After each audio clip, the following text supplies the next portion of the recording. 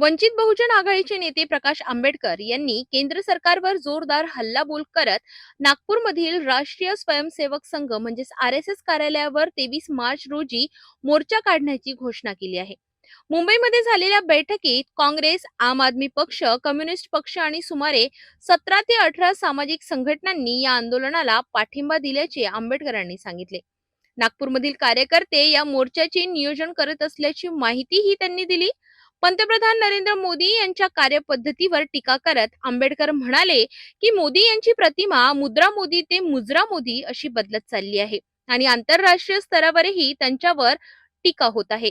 परराष्ट्र धोरणांवर बोलताना त्यांनी अमेरिकेचे माजी राष्ट्राध्यक्ष डोनाल्ड ट्रम्प यांच्या वक्तव्यावर उल्लेख करत रशियाकडून तेल खरेदीच्या मुद्द्यावर भारतावर दबाव असल्याचा आरोप केलाय. संरक्षण व्यवहारांबद्दल बोलताना फ्रान्सच्या डासॉल्ट एव्हिएशन कडून खरेदी करण्यात आलेल्या डासॉल्ट राफेल लढाऊ विमानांच्या व्यवहारांवरही त्यांनी प्रश्न उपस्थित केले आहे.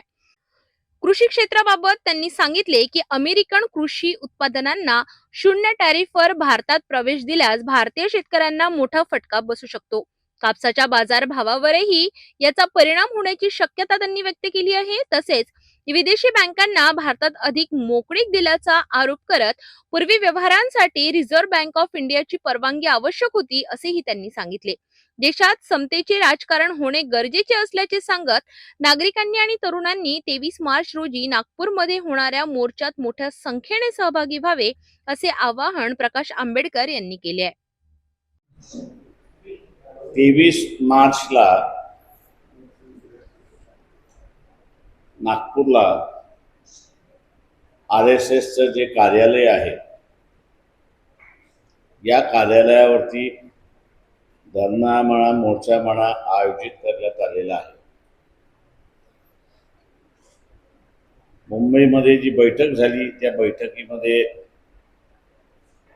काँग्रेसचे महाराष्ट्राचे अध्यक्ष हर्षवर्धन सकपाळ,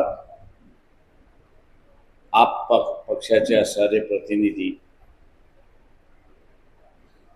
कम्युनिस्ट पक्षाचे असणारे प्रतिनिधी आणि एक 17-18 सामाजिक संघटना ज्या आहेत या सामाजिक संघटनांची बैठक झाली आणि या बैठकीमध्ये निर्णय झाला की 23 मार्चला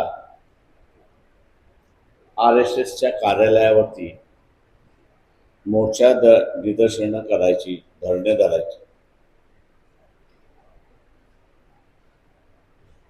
भारतीय जनता पक्षाचा पंतप्रधान नरेंद्र मोदी यांची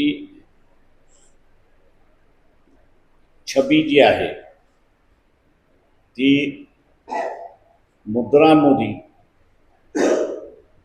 ती मुजरा मोदी अशी झाली आहे आणि आता जगभर त्यांना डान्सिंग मोदी असं संबोधल्या जातं.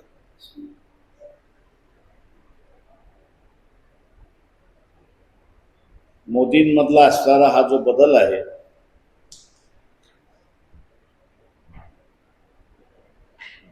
तो महत्वाचा आहे, कारण का त्यांचं नाव एस्टीन फाईलमध्ये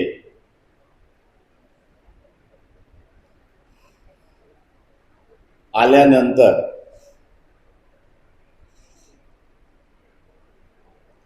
त्यांचं पंतप्रधानापदी बसणं योग्य नाही.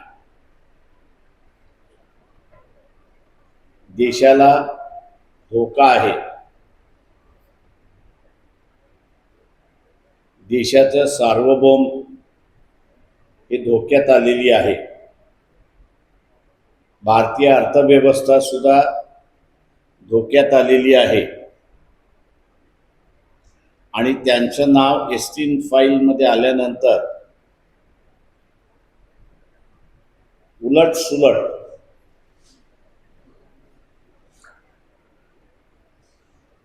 अमेरिका सारखे देश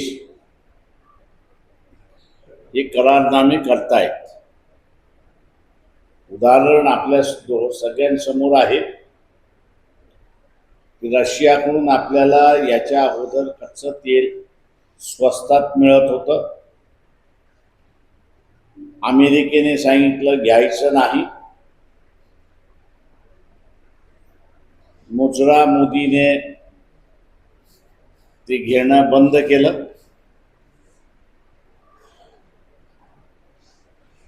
आखाती देशाच्या युद्धाने पेट्रोल डिझेलचा तुटवडा झाला, गॅसचा तुटवडा झाला. अमेरिकेचे राष्ट्राध्यक्ष डोनाल्ड ट्रम्प यांनी फतवा काढला की 30 दिवसाची मुदत आम्ही देतोय तुम्हाला विकत घेण्याची रशियाकडून कच्चं तेल. आणि मुजरा मोदी पुन्हा रशियाकडून विकत घ्यायला लागले अशी परिस्थिती आहे. सार्वभौम जे आहे ते सगळं संपलंय. अमेरिका जे सांगेल ते आपण असं करतो. राफेल सारखी विमानं जी आपण असताना घेतली त्याची किंमत दुप्पट आपण दिली. पण सिंदूरच्या युद्धामध्ये ही विमानं आंधळी झालेली आपल्याला दिसतात. त्याचा जो काही सोर्स कोड होता तो फ्रान्सने दिला नाही आणि म्हणून त्याची बघण्याची जी दृष्टी होती ती कमी झाली. येणारं काय आहे हे त्याला दिसलं नाही आणि म्हणून सिटिंग डक हा जो इंग्रजी शब्द आहे ते झालं, पाडण्यात आली. आणि पुन्हा आपण बघत असाल की तेच राफेल भारताने पुन्हा विकत घेतली. कशासाठी घेतली कोणाला खुलासा नाही. आमचा आरोप आहे की मुजरा मोदीने विकत घेतली याचं कारण एस्टीन फाईल मध्ये तर नाव आलेलं आहे, ते जग जाहीर आहे. पण एस्टीनचे असणारे धंदे हे सुद्धा तेवढेच महत्वाचे आहेत. लहान मुलं आणि मुली यांच्याशी जे क्रूर वागणूक, अनेक व्यक्तींची नावं त्याच्यामध्ये आलेली आहेत.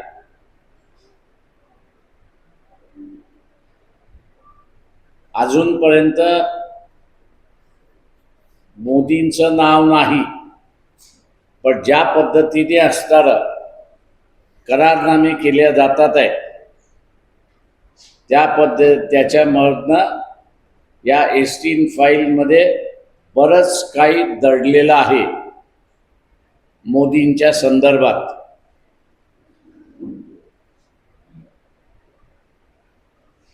आणि म्हणून मोदींना ब्लॅकमेल करणं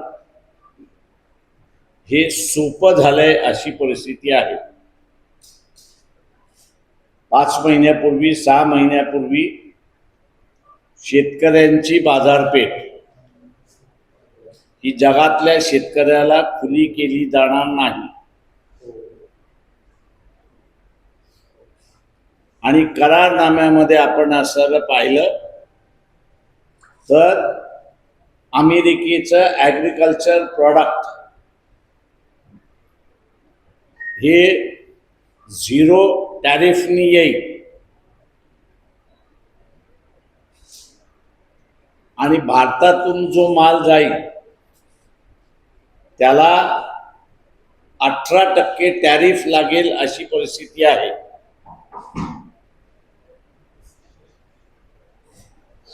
कापसाला आत शासन 8,000चा भाव देते क्विंटल पाठीमागे. क्विंटलला 8,000 रुपये मिळतात. पुढच्या वर्षी अमेरिकेतला कापूस हा 6,000ला येईल.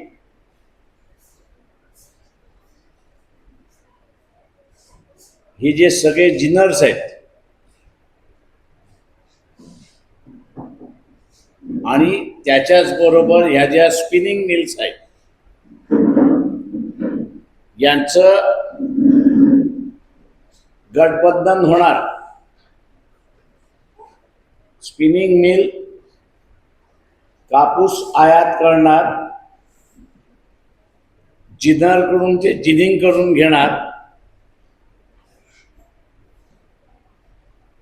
आणि स्वस्त असल्यामुळे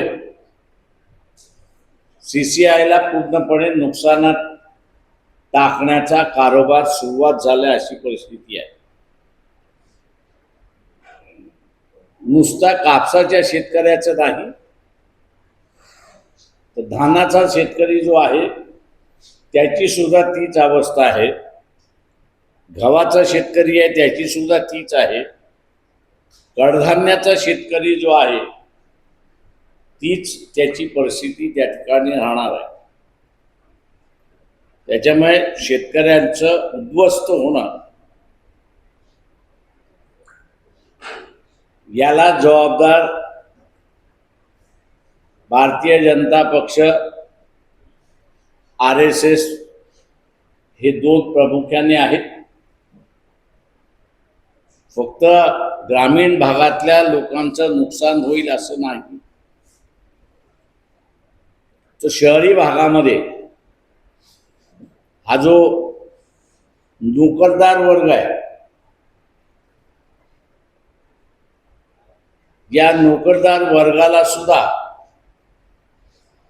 प्रचंड मोठा फटका बसणार आहे अशी परिस्थिती आहे.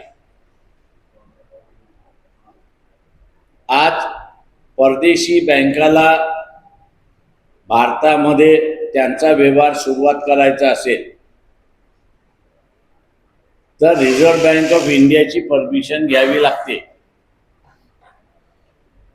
आत्ताच्या ह्याच्यामध्ये फायनान्स सेक्टर म्हणजे अर्थ विभाग हा पूर्णपणे मोकळा केलेला आहे आणि विदेशी बँकांना इथलं मार्केट खुलं केलं आहे अशी परिस्थिती आहे. त्याच्यामुळे बँकामधले असतील, कारखानदारामधले असतील, इथल्या कामगार वर्गाचं म्हणजे मेहनतीने काम करणारा कामगार आणि व्हाईट कॉलर कामगार हे दोघंही इफेक्ट होणार आहेत. बेरोजगारीच्या मार्गावरती जातील अशी परिस्थिती आहे. ही परिस्थिती बदलायची असेल तर नरेंद्र मोदींना राजीनामा दिला पाहिजे.